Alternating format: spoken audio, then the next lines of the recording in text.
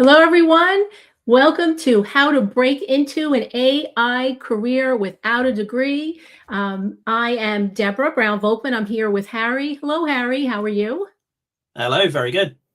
I'm very happy you're here today, and I'm so excited about this topic.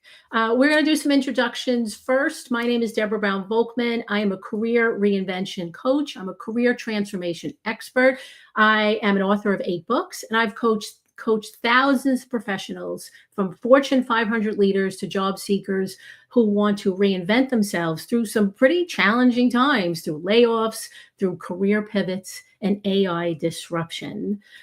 Harry, would you like to introduce yourself? Yeah, my name's Harry Ashton. I am the lead coach and co-founder of Frontend Now.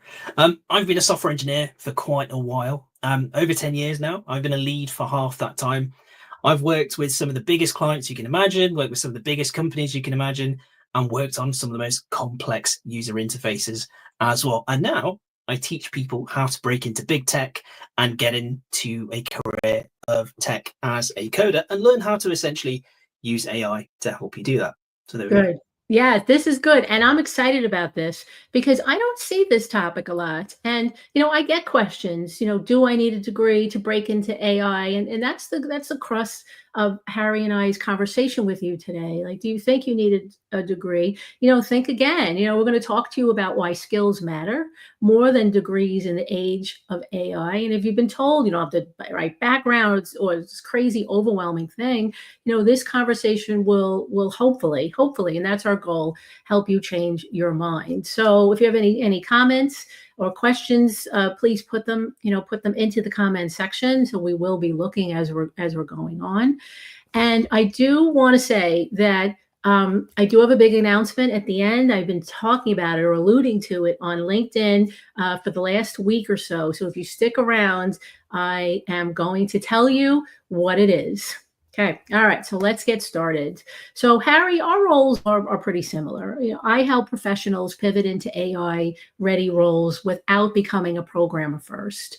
You help people pivot into AI from a technical standpoint. So do you think that companies still care about degrees, or do they value demonstrated skill and adaptability more? It's very interesting because being in the trenches, helping students and just people in general apply for jobs, we notice that it really does depend on the company. Now, oftentimes, and this is especially in my experience, it hasn't mattered. A degree certainly has not mattered, especially in the career of coding, in tech, in IT, that hasn't mattered. But we do find a lot of software companies, or so a lot of software teams, are built in-house inside of older companies. So you think Goldman Sachs, you think your much larger companies that have been around since as long as probably America's been around, a very long time. And these companies do ask for degrees. These companies still do expect degrees. And a good example of this is we had within, I think, less than 7 days, 4 students get job offers. And if anybody knows about tech and software engineering and coding, it's a very competitive market right now. And for them to get jobs in this market, they're either, they've done quite well. Let's put it that way. Now, interestingly, it was 4 students. 2 of them had degrees, 2 of them did not. So it really does show you that it depends on the company you go for. But by and large, because we live in a code-dominated society and an increasingly AI-dominated society, degrees they matter far less than they did, let's say, 10 years ago, where if you were applying for a tech job, you were expected to have more of a computer science degree. Now that's completely kind of filtered out. There are less demand for that. But there are many factors that play into this. So, for example, if you are someone with a degree, 2-3 years ago, it was preferable if you had a degree because everything had shifted. But now it's going back to not needing a degree anymore, and things are easing up for many, many reasons. But yeah, the TLDR is Yes. Well, I'm seeing the same thing. Job descriptions for a long time, you had to have a bachelor's, you had to have a master's. I don't see the master's as much anymore. I mean, that was a big push a few years ago. The bachelor's degree, some of them have it, some of them don't. I think the more progressive companies and the companies that really truly want to move ahead don't need it. The focus of AI from a business perspective is workflow and productivity. It's about you showing your value. Companies right now, and it's crazy, companies are putting billions of dollars into AI and it can't run on its own. They still need people. They will always need people. You put stuff into AI and when you get out, you need to look at it. You need to massage it. You need to make some decisions about it. You need to go back to AI and say, this works, this doesn't work. I don't think that it's just one and done. You still need people. So you want to show companies how you're thinking and the results that you produce with your thoughts. That's who wins jobs and promotions. Companies are not dumb. They know you're using AI. Universities know you're using AI. They expect you to use AI, but what they're really interested in is your thinking. I think I akin AI a lot like the transformation of the typewriter to the computer. It's that similar level of shift. And when we see today the productivity boost that you can have, I mean, let alone as a business owner, like there's so many benefits as a business owner to using AI. But when I was a software engineer, the productivity boost to how you manage your tickets, how you managed data analysis. So, for example, if you get large volumes of data, and this could be for anything, this could be for social media marketing, data analysis on YouTube video, data, it could be literally anything. Data analytics with AI is much faster than a human. It's able to crunch the numbers much faster. Being able to find patterns in large volumes of data, it's much quicker with AI. To find a problem faster, if you're having a technical issue, it's much faster with AI. You keep stacking these up, you are going to be more productive than someone who doesn't use AI. And AI isn't something that is meant to be a competitor. It's meant to be a collaborator. Mhm. It's a tool more than anything to make you fa- faster and to make you essentially someone who in the IT industry or the tech industry we say 5x or 10x's their productivity. So it means you're 5 times as productive as one person or 10 times productive as one person. And AI is certainly a multiplier in that, especially in this day and age. Yeah, it's a big deal, right? So, have you ever seen anyone without a degree outperform someone with one, because they could use what they had. They could, they're learning faster. Like we still coming back to the question of degree or not degree. Do you think someone without a degree, can be just as productive or can outperform someone with a degree? Some of the best software engineers I've ever known have not had a degree. And funnily enough, um, when I was just starting out as a front end developer, one of the best front end developers on planet Earth, probably top 10, was my lead. Just happened to be. And in his previous life, he was a gardener. He had no degree, he had no experience. He just had a very good attitude towards learning and skill progression. And the same can be said for the other developer I knew as well, who was on the same level as me, had no degree, but was incredibly talented and was probably 2, 3 years ahead of everybody else. So in my experience, I haven't found a degree makes you far more competitive in the private market.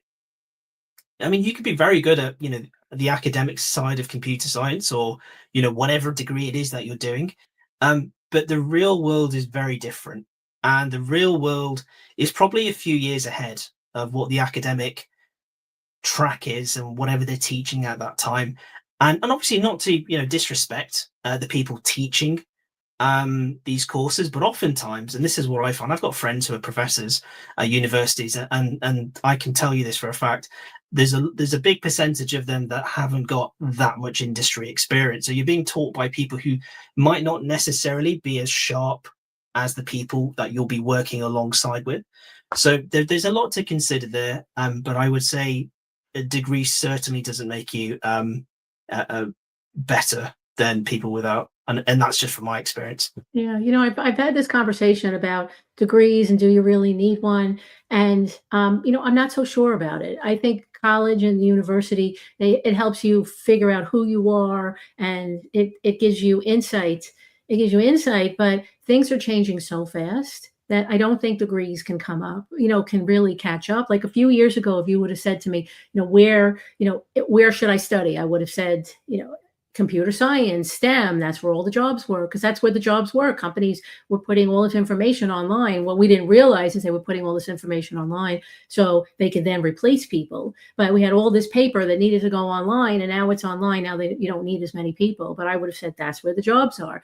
If you would have asked me 18 months ago, I would have said here in the United States, you go into government. There's always a job in government. Now we have a new president who's cutting all these jobs in government. So if you ask me now, I would say, oh, have to AI. AI is the way that you need to go. But what's going to happen? I have a son who's in college now. He's in a freshman. I don't know what to tell him at this particular point. I can say AI, but 2 years from now, it might be different. 3 years. I said to my husband, we have to wait till he's a junior or even a senior and take a look and say, where do you really want to focus in your last year? Because when you come out, that's where the jobs are.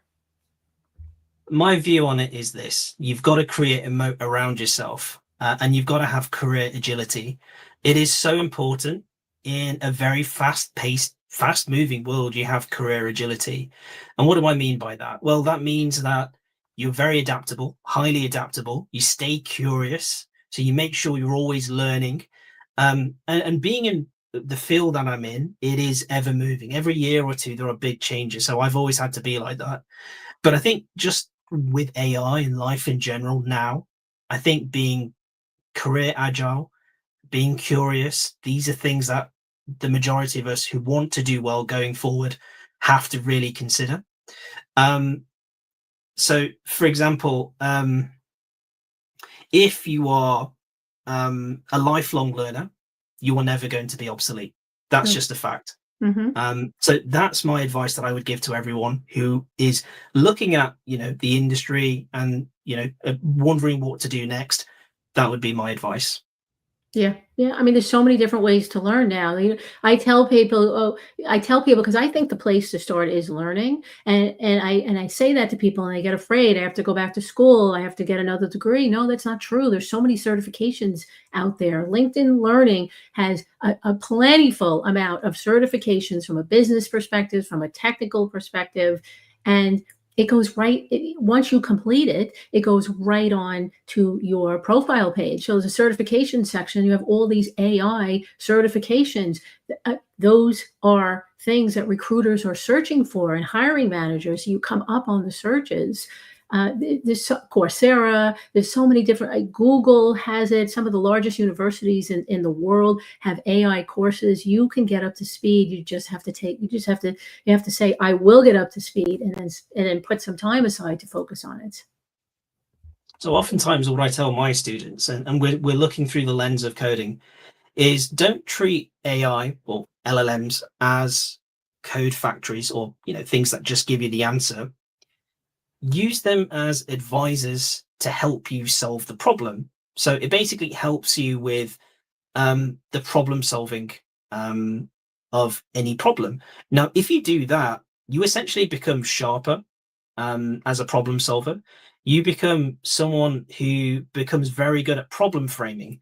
Now, problem framing is a concept that we use in software engineering that essentially says, can you identify the complexity of a problem, and can you figure out priorities of which problem to fix next?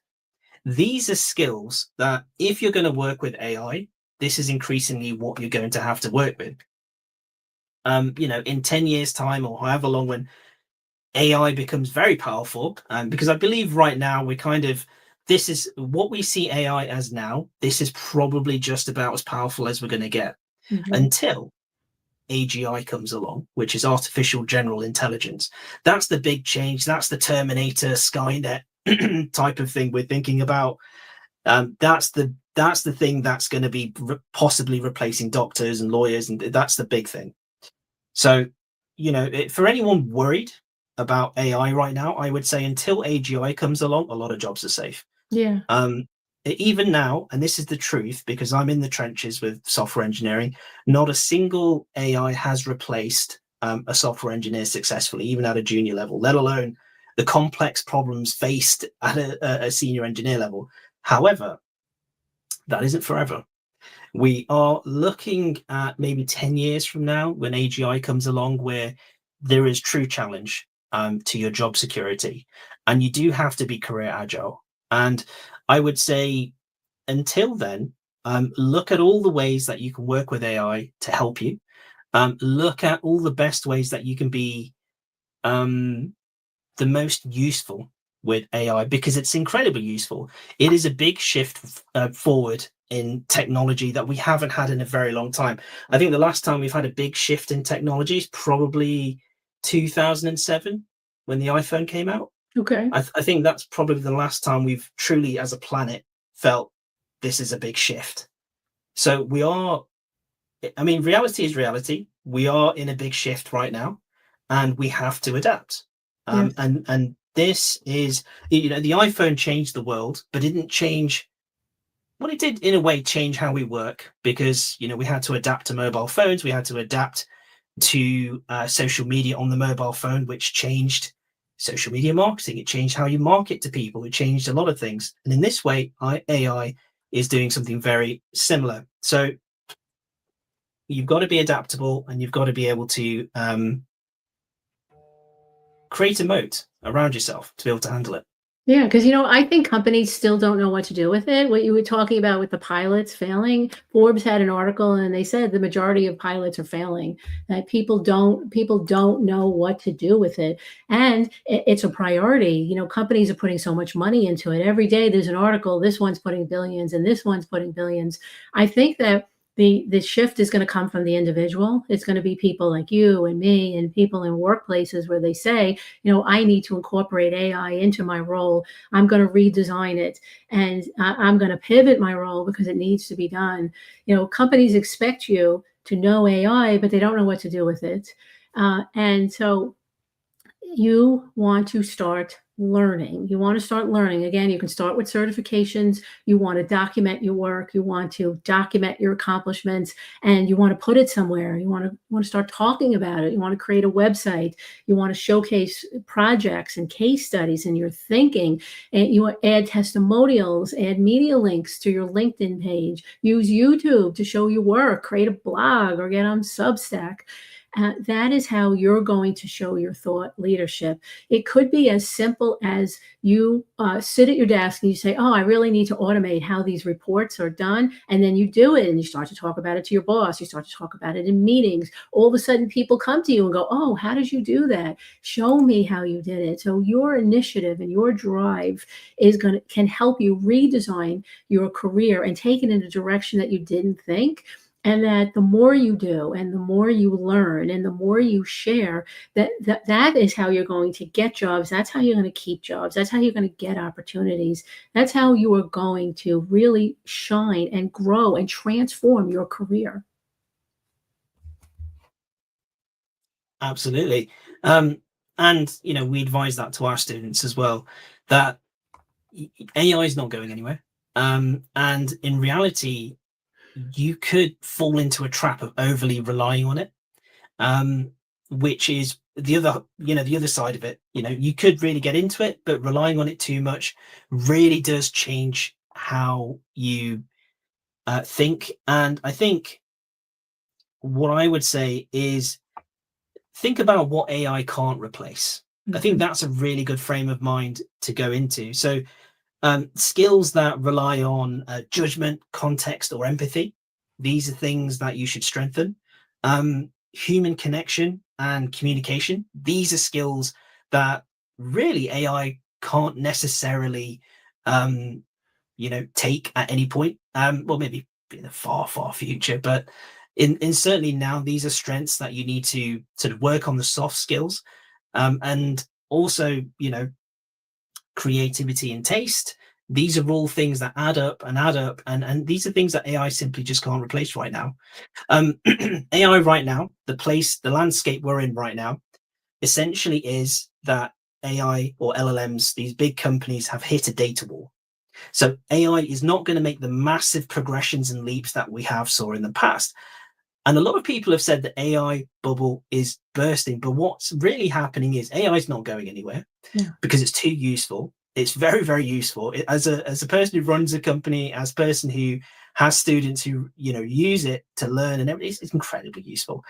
But what is going to change is the companies that you see that are flagstone companies right now. So, for example, OpenAI is losing $12.9 billion per year and going up, and they're not going to be profitable until 2029 at least. So that is like the Bitcoin of the crypto industry. If Bitcoin falls, the rest of the industry takes a tumble. If Bitcoin goes forever, the rest of the industry is gone forever. That's how it works. And it's the same in AI. If OpenAI falls, it is going to be a huge issue. And why do we even think that's going to happen? Well, ChatGPT 5 came out and there was a massive, massive backlash because it didn't work. It kept crashing. It wasn't working. They had to revert back to an older version by default, which was incredibly embarrassing. It made investors just completely flee, and it caused a massive stock drop. And people realized, okay, expectations are not being met by AI. If you can think about all the greatest AI billionaires that have made very sweeping predictions over the last 5 years, 75% of the workforce will be obsolete in 6 months. That nobody will be coding anymore by 2023 or whatever it is people say. They haven't been right in the last 5 years. But one thing that has happened is AI is incredibly useful throughout all of this. But the companies that are leading the charge right now might not be here in the next few years. That's the only difference. That's the only issue. And LLMs are essentially going to stay very similar to what they are for one very specific reason. So LLMs were created originally as a sort of a language replication model. So they were meant for communicating like a human. It was meant to replicate human conversation. And coding was just a side effect. And in fact, they thought it shouldn't be able to code ever. But somehow they managed to force it out and pull it out of the LLMs. And we have some form of coding, but it's not meant for that.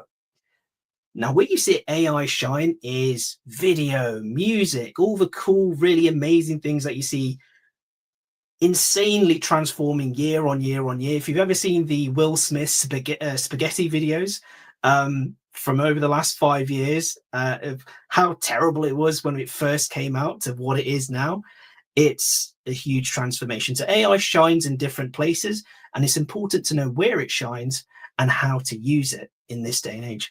I love it. Absolutely love it. Okay. So, Bruce has questions. So I want to answer his question. He said, so, if skills really, are, all right. So we are in a skills-based economy. So his question is around skills. Why do they always put it into the job description? I think that will go away over time. I think the people who are, who need the people in these roles are not writing these job descriptions. They're written by somebody else, and it's like a boilerplate, and they almost can't even help themselves. I think, because AI is still new, like, from a technology standpoint, it's not as new. From a business perspective, it's new. It's newer to me, and it brings me back to, I'm old school, so it brings me back to e-commerce. I was there when the e-commerce industry started, and I remember the job description said we need 10 years of someone experienced.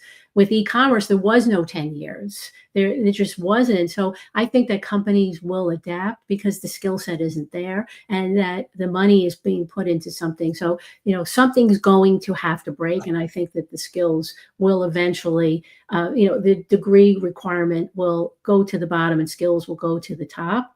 From a mindset perspective and a business perspective, don't let all that stuff, don't let the outside noise stop you. You can only control you. You control you. You don't worry about the rest. You work on your career. You work on getting ahead. You work on learning. You work on your AI skills. Small steps over time. That's how you reach the finish line. And if you do that, then everything is going to work out fine. You focus on you. You choose you, and you get AI ready. You get AI ready. All right. So I do have a big announcement. This is a really big deal, and I want to share it with you. This is I've just written my 9th book, right? This is a big deal. Reinventing your career for the AI era. It is book number 9. After I wrote book number 8, I said, no more books. I'm not writing any more books. I have nothing else to say. But lo and behold, I found something, because this is such an important topic. This book is important because the jobs that are paying the most right now have an AI component to them. My goal is to help you get AI ready. It's going to be released on Amazon on Friday, October 31st. You can go to my LinkedIn page and I'll have a link to it, but I'm just so excited about this book. I put my heart and soul into it. I want you to be successful. I want you to have a great career where you're happy and you're making money. So that's why I wrote this book. All right, Harry. So time goes by quickly. So is there anything that you would like to say, before we wrap up? First of all, I just want to say it's been lovely talking to you. It's been a great conversation. And the other thing is, obviously, I teach people how to code and how to get into the tech industry. We've just had 4 people get life-changing offers in the last 7 days. And we've had people acquire $12,000 projects with a dental clinic. And they've only been doing this for 2 or 3 months. So there are lives being changed. And if you want to just have a conversation and understand how we can help you, go to learnfrontendnow.com, or just send me a message. I'll be taking messages for the next few hours. So DM me on LinkedIn and just have a chat. But other than that, I see Maria's in the chat. Hey, Maria's one of our students. She's great. She says I should write a book too. Maybe one day. Thank you, Maria. If you want to be like Maria, you can come join us on Frontend Now and have a great time. We've got games on there like Syntax Arena, which is a way to learn that we built just for our students. There's a whole bunch there. So there you go. Yeah. So I think what we're saying is degree, no degree, skills matter more, right? And that the way to begin is to start learning, right? Just start. Any kind of, you want to avoid a career where you can essentially learn everything you need to do in 2 weeks. You want to get a sort of high income skill. You want to start learning something, and 100% introduce AI into your workflows, because you want to be faster, you want to be more productive. And that's my advice really going forward if you wanted to change your career. Yeah, AI is not going away. Get AI ready. It's the best thing you can do for your career. You will remember this conversation that Harry and I had, and you would say, I'm so glad that I listened to them, because I am thrilled. I have a career I love. Right? That's our goal. All right, Harry. So thank you very much for being here today. I want to thank everybody for taking time out of your day to be with us, whether you're listening live or you're listening to the replay. We do these LinkedIn Lives for you. And I just want to say thank you and have a wonderful day. Take care, everyone.